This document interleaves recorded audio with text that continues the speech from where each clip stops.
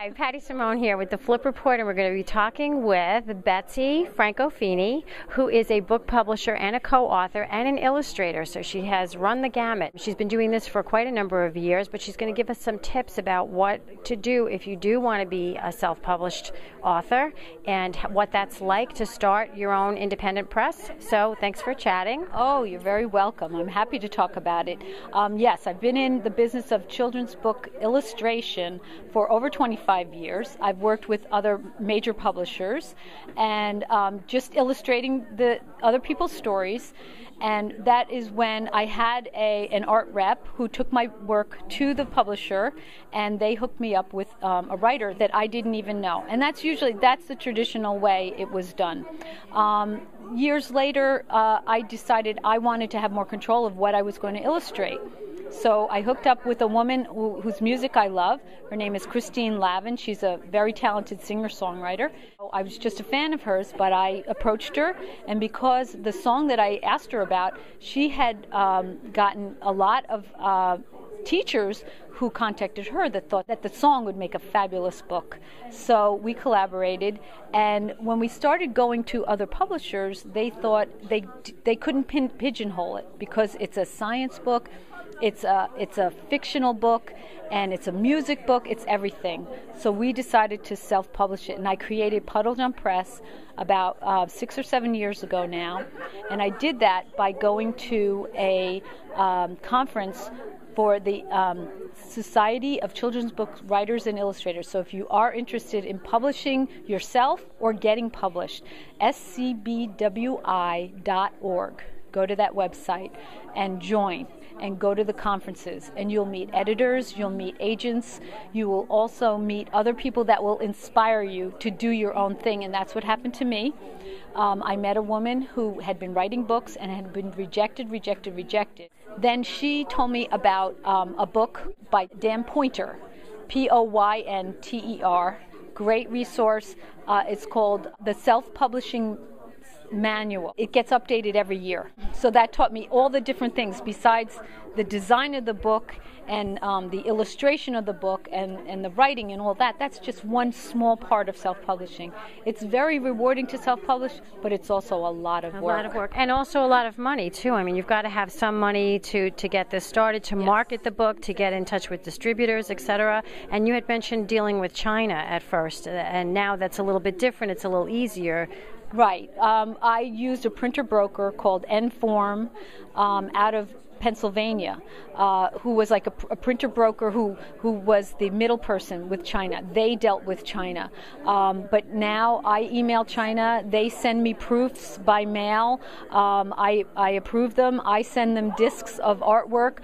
I mail them to them, and we do it that way and by email. So I do it all that way, and we're actually making more books. Puddle Jump Press now has more than just one book, Amoeba Hop. It has Cindy Reisenhower's 2 of her books, and they're award winners also. All the books we have are award winners, and we're producing another book now by another local author illustrator, Gail Gomper. So we have this we call it a little cooperative that's absolutely fabulous and growing right here in Rockland County. And so you can highly advise that if someone's interested, that they should take the leap after being informed?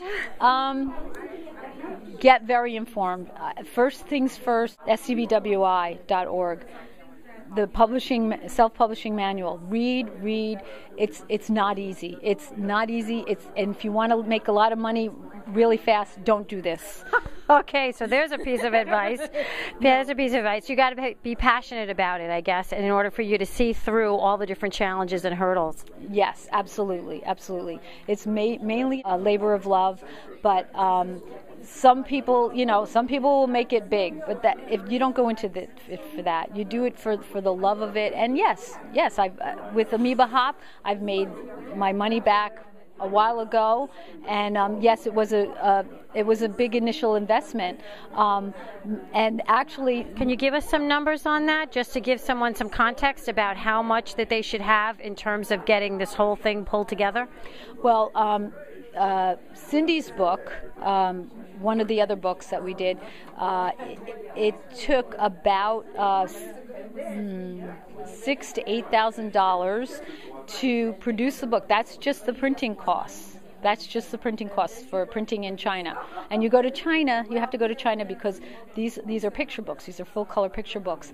And unfortunately, if you're going to get a book done in this country, the cost is prohibitive for this type of book. And how much does that cover, $8,000? She got about 1,000 books. Okay. 7 years ago when I did Amoeba Hop, it was about $18,000 for 5,000 books. So, and that doesn't cover the marketing. That doesn't cover anything else. No. And my mistake back then was not to secure a marketer right away for Puddle Jump Press for Amoeba Hop. I didn't have any more money left. I didn't think about that part. So speaking about that and being in tight straits, what would you say, or are you involved with social media and taking advantage of the other inexpensive tools that you can advertise? That's right. That's key nowadays. That's the way to go, is to do Facebook, Twitter. I'm actually going to hire my daughter to be my Facebook fan page for the new book coming up, because I'm still working on the illustrations for that, but that's the way to go. The other great thing to do is to put your money toward having free copies available to reviewers and get good reviews written about your book and getting a buzz that way. So once you get those good reviews, you can put them on Facebook, on Twitter, and get the buzz going. That's the way to do it, rather than spending a lot of money on an ad in the back of a magazine. Right. Okay. Well, thanks so much for talking and sharing these ideas and inspiration, I hope, for some people. And we'll look forward to keeping track of what's going on with Puddle Jump Press. Right, and because there's a new book coming out by Christine Lavin, Hole in the Bottom of the Sea, about the environment and about the oil spill. Very topical, and we're actually looking for more funding, because Puddle Jump Press wants to create that one too. And if you're interested, come to Puddle Jump Press and ask me questions. PuddleJumpPress.com. Thank you so much. You're welcome. Thanks.